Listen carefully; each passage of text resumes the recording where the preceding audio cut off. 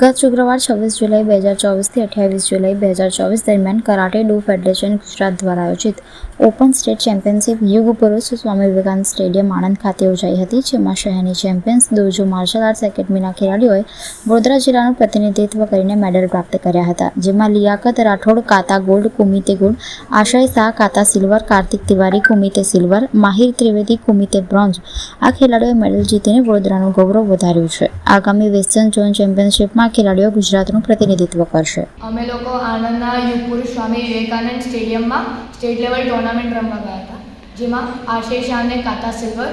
Liyakat રાઠોડને કાતા કુમિતે gold, માહિર ત્રિવેદીને કુમિતે bronze અને Kartik તિવારીને કુમિતે silver medal પ્રાપ્ત થયો છે. હવે આગળ ઇન્દોરમાં જે વેસ્ટ ઝોન ટુર્નામેન્ટ થવાની છે, એમાં અમે લોકો ગુજરાતનું પ્રતિનિધિત્વ કરવા જઈશું. ગયા શુક્રવાર